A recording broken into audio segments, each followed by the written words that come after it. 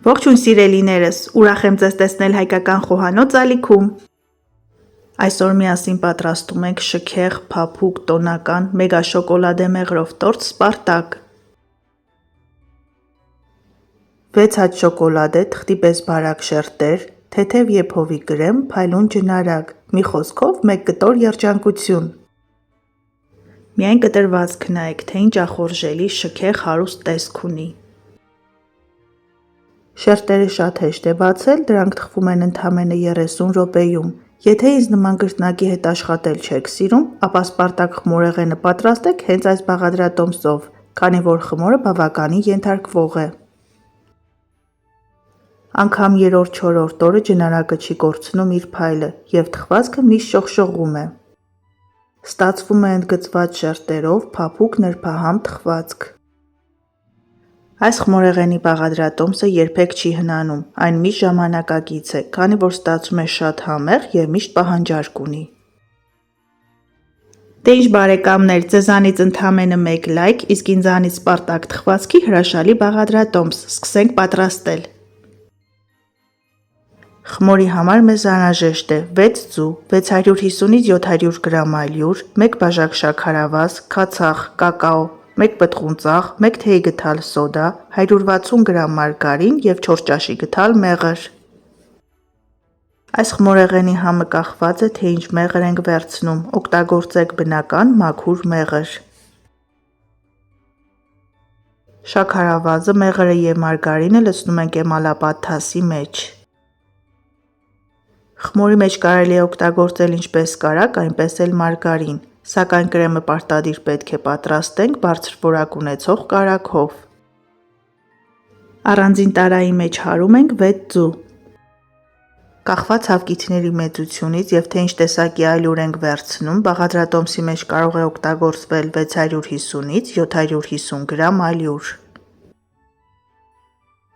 Թասը դնում ենք գոլորշու վրա, թողնում ենք 5-ից 6 րոպե, երբ տեսնում ենք, որ բաղադրիչները դառնում են միատարր, անընդհատ խառնելով ավելացնում ենք հարած ձուն։ Չենք թողնում, որ մեղրով, շաքարավազով և մարգարինով զանգվածը շատ տաքանա, որպեսզի ձուն ավելացնելու ընթացքում այն չեփվի։ Մաղելով ավելացնում ենք 3 լիքը ճաշի գդալ կակաո։ Սպարտակ թխվածքի շերտերը պետք է ունենան մուգ երանգ, այդ պատճառով վերցնում ենք բարձր որակ ունեցող մուգ կակաո։ Կակաոն ավելացնելուց հետո շատ լավ խառնում ենք, որպեսզի ստանանք միատարր զանգված։ Համերը հավասարակշռելու և նրբահամ թխվածք ստանալու համար ավելացնում ենք 1 պտղուն ծաղ։ Առանձին խառնում ենք 1 լիքը թեյ գդալ սոդա և 1 ճաշի գդալ քացախ և ավելացնում ենք զանգվածի վրա։ Քացախը կարող է լինել 4-ից մինչև 9%, այն օգտագործում ենք պարզապես սոդան այրելու համար։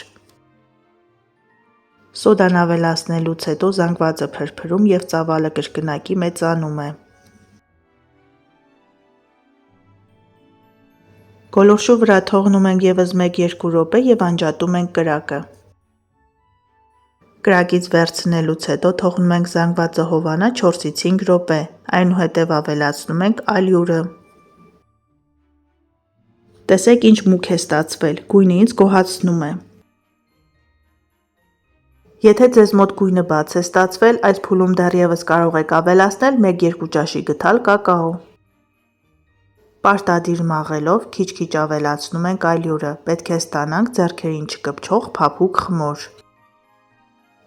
Չենք շտապում ամբողջը միանգամից ավելացնել, քանի որ տաք զանգվածը սովորաբար ավելի շատ ալյուր է կլանում։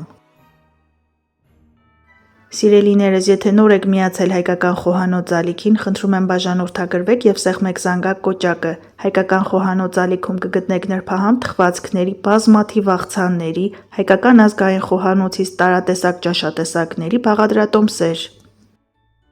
Խմորը արդեն բավականաչափ պնդացավ, այս փուլում լցնում ենք աշխատանքային սեղանի վրա և սկսում ենք հունցել։ Անհրաժեշտության դեպքում ալյուր ենք ավելացնում, պետք է ստանանք ձեռքերին չկպչող փափուկ խմոր, որի հետ շատ հեշտ է աշխատել։ Խմորը բաժանում ենք 6 հավասար մասերի և գնդում ենք։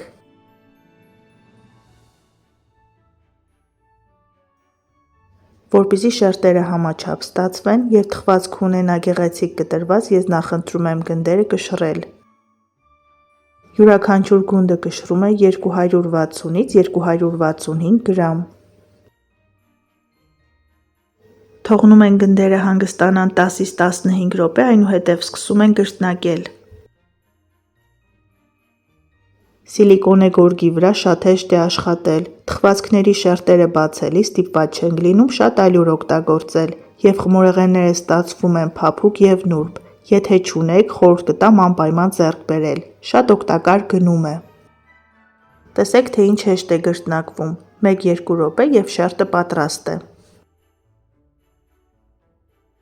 Խոհանոցային թիակի օգնությամբ ծալում ենք 4 տակ և հեշտությամբ տեղափոխում ենք ջեռոցի շրջաստապակի վրա։ Որպեսզի շերտերը համաչափ թխվեն և մեծ-մեծ փուչիկներ չառաջանան, պատառաքաղի օգնությամբ մի քանի տեղից ծակծկում ենք։ Տեսեք, թե ինչ պարզ և հեշտ է։ Այստեղ հատուկ խոհարարական հմտություններ պետք չէ, վստահեցնում եմ կստացվի բոլորի մոտ առաջին անգամից։ Շերտերը թխում ենք նախապես 180 աստիճան տաքացված ջեռոցում մինչև պատրաստ լինելը։ Շատ արագ են թխվում 4-ից 5 րոպեի ընթացքում։ Մինչ առաջին շերտը ջեռոցում է, ժամանակ չենք կորցնում և բացում ենք հաջորդ շերտը։ Այսպես թխում ենք բոլոր 6 շերտերը։ Իսկ հիմա պատրաստենք եփովի կրեմը, որի համար մեզ անհրաժեշտ է 600 մլ կաթ, 1 բաժակ շաքարավազ, 3 լիքը ճաշի գդալ ալյուր, 300 գրամ կարագ և վանիլային շաքարավազ։ Չոր բաղադրիչները միացնում ենք, այնուհետև քիչ-քիչ ավելացնում ենք կաթը։ Այսպես գնդիկներ չեն առաջանում և եփովի կրեմը ստացվում է միատարր և թեթև։ Բարեկամներ, բաղադրատոմսի մեջ օգտագործվող բոլոր բաղադրիչների հստակ չափաբաժինները ինչպես միշտ կգտնեք նկարագրությունների բաժնում, որը գրված է տեսանյութի ներքևի հատվածում։ Կաթսան դնում ենք ցածր կրակի վրա և անընդհատ խառնում ենք, անգամ 1 րոպե գազօջախից հեռու չենք գնում, քանի որ եփովի կրեմը շատ հեշտ կարելի է այրել։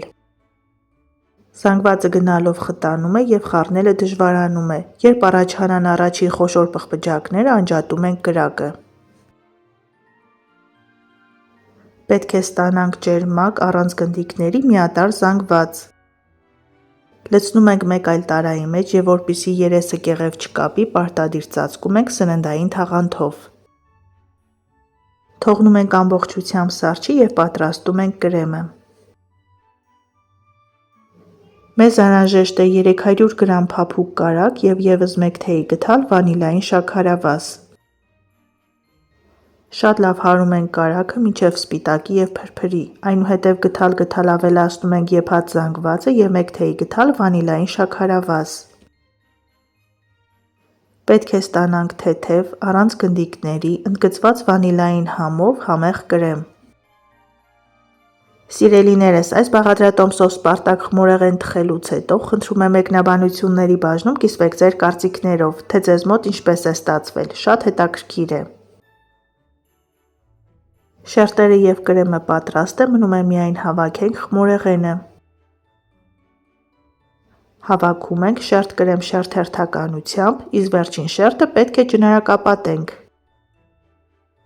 Ի դեպ, ավելի գեղեցիկ ախորժելի տեսք ստանալու համար այս թխվածքը կարելի է զարդարել ելակի ազնվամորու հատիկներով։